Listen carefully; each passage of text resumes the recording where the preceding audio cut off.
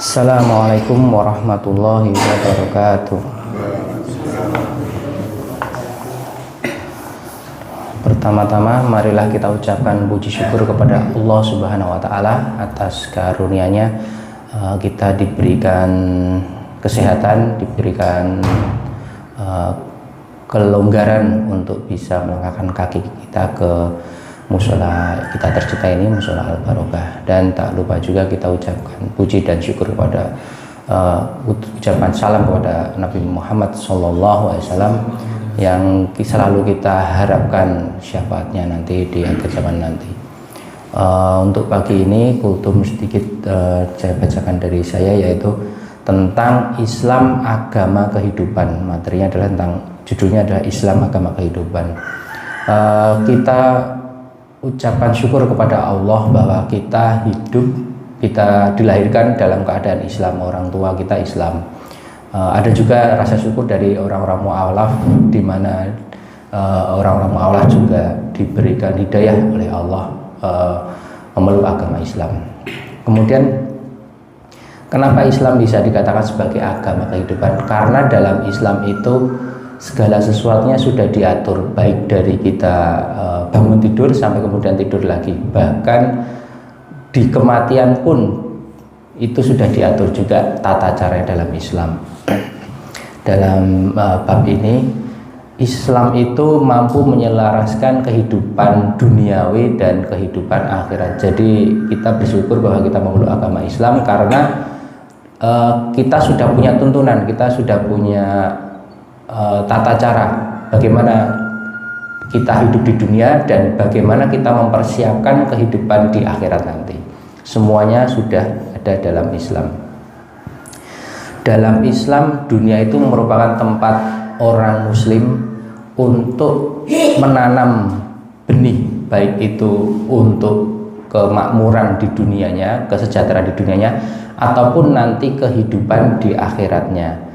Jadi di dalam Islam itu muslim itu sudah diberikan tuntunannya, bagaimana kita membangun diri kita, bagaimana kita membangun daerah kita, bagaimana kita berinteraksi dengan umat yang lain, dengan sesama Islam, bagaimana kita memajukan diri kita melalui kita menuntut ilmu, kita membaca dan yang lain sebagainya.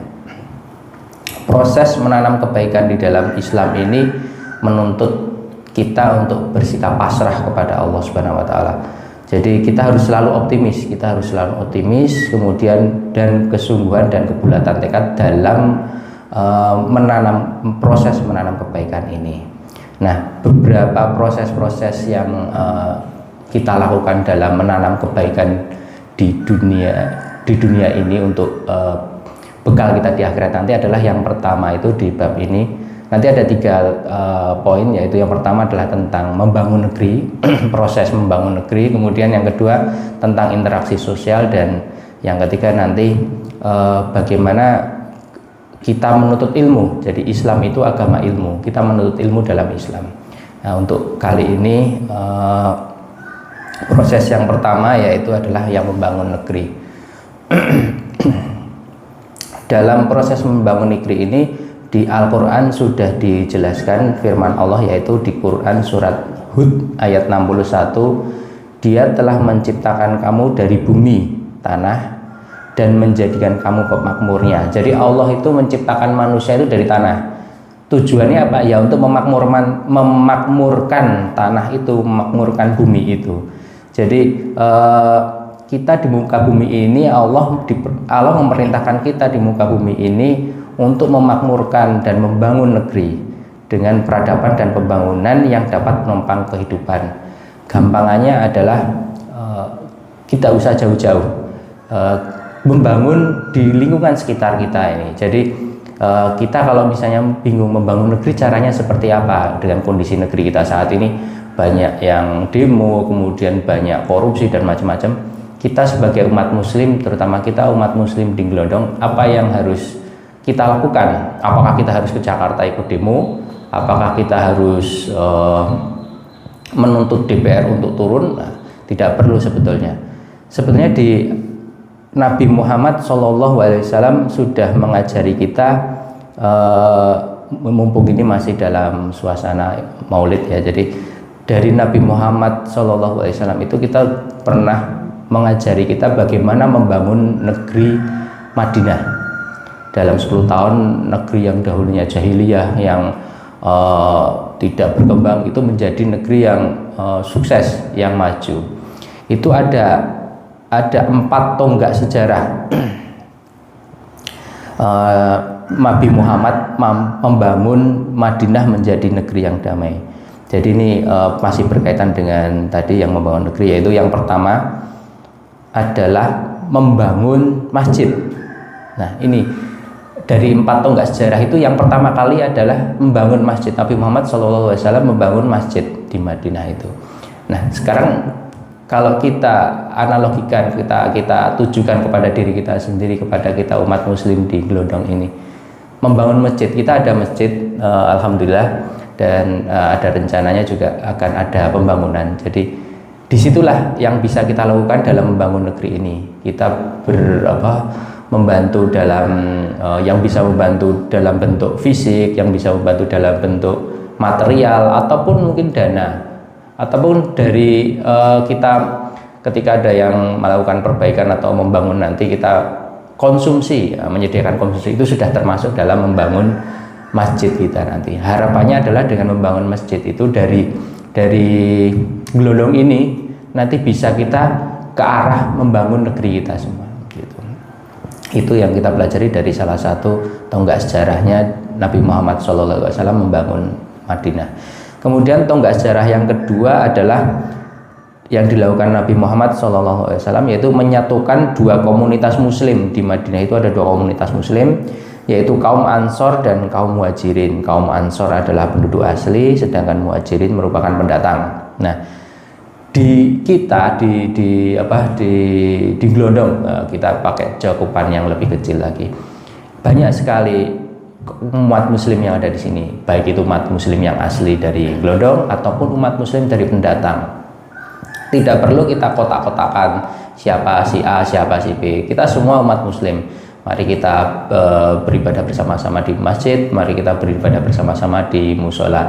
Jadi tidak perlu yang ini dari sana, yang ini dari sini, berbeda, ini alirannya macam-macam. Kita semuanya sesama umat muslim. Kita semua bersama-sama sholat jamaah di masjid, kita bersama-sama sholat jamaah di musola. Kemudian tonggak yang ketiga, tonggak sejarah yang ketiga yang dihadapi oleh Nabi Muhammad SAW, yaitu perjanjian damai dengan agama besar selain Islam, yaitu saat itu Yahudi dan Nasrani yang ada di Madinah. Namanya adalah Piagam Madinah. Perjanjian ini mengukuhkan Madinah menjadi negara berdasarkan kesepakatan. Konteks kita dalam Indonesia sebagai bangsa Indonesia, perjanjian ini sudah ada sebetulnya, yaitu Pancasila, dari sila pertama sampai sila kelima. Di situ dari 5 sila itu sudah memberikan kita gambaran bagaimana kita berinteraksi dengan piagam yang sesuai kesepakatan itu.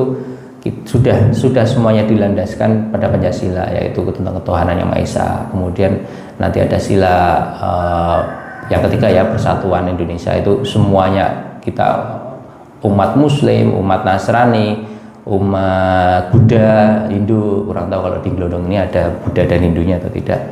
Itu semuanya adalah Indonesia. Jadi kita semuanya bersatu. Kemudian yang keempat, yaitu tonggak sejarah yang keempat adalah membangun tata kelola ekonomi, politik, dan budaya berdasarkan nilai-nilai agama. Intinya di sini adalah keadilan dan saling tolong-menolong. Kata kuncinya ada 2, keadilan dan saling tolong-menolong. Jika ada yang salah, ya sesuai bukti fakta dia salah. Kemudian ketika ada terjadi tindakan kriminal atau tindakan yang tidak baik, kita tidak boleh langsung menghakimi, karena semuanya sudah ada yang mengawal, dari aparat, dari TNI, Polri, itu semuanya sudah ada yang mengawal. Jadi kita tidak boleh menghakimi massa ketika terjadi tindakan-tindakan kriminal. Itu yang di sini yang ditekankan oleh Nabi Muhammad SAW, yaitu tentang keadilan. Kemudian poin kedua yaitu adalah tolong menolong. Tolong menolong ini sebetulnya cakupannya cukup luas, tapi di sini langsung lebih ke arah yaitu kita sebagai bangsa Indonesia di sini ada tradisi ya, gotong royong kerja bakti itu sudah termasuk tolong menolong. Jadi ketika ada kerja bakti misalnya, ketika ada kegiatan atau ada acara itu kita dianjurkan kerja bakti, itu bisa benar-benar kita secara ikhlas, secara pasrah kita melakukannya bersama-sama. Contoh paling gampangnya adalah kegiatan ronda atau kegiatan dasawisma. Di sini sudah sangat baik. Jadi kerja sama saling tolong menolongnya itu sangat benar-benar sangat terjaga. Nah, itu untuk tadi 4 tonggak sejarah. Jadi Nabi memakmurkan Madinah yang bisa kita contoh, karena selain siapa lagi kalau yang tidak kita contoh selain Nabi Muhammad SAW, yaitu yang pertama adalah membangun masjid. Masjid sudah ada, maka apa yang kita bisa lakukan? Kita dengan infak, kita sedekah, dengan beramal jariah, kemudian ada lazis juga, di situ juga ada semua. Itu termasuk membangun masjid.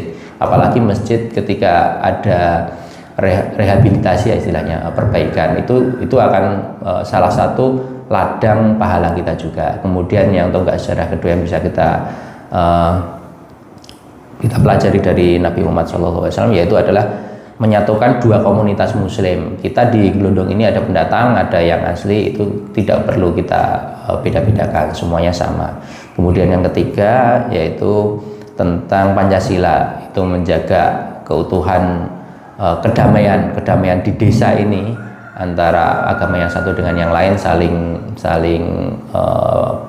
berinteraksi. Kemudian kalau orang Jawa itu tepos lironya antara satu agama dengan agama yang lain. Sedangkan yang keempat adalah keadilan dan bergotong royong. Jadi tidak perlu kita termakan isu, termakan berita bohong. Jadi kita menghakimi massa, menghakimi secara lisan, menghakimi lewat sosial media, itu kita serahkan kepada yang pihak berwenang. Kemudian gotong royong tetap kita jaga, aktivitas ronda kita jaga, kegiatan dasawisma dan gotong royong kerja bakti di desa ini dengan baik. Mungkin dari saya cukup sekian. Wabillahi taufiq wal hidayah. Wassalamualaikum warahmatullahi wabarakatuh.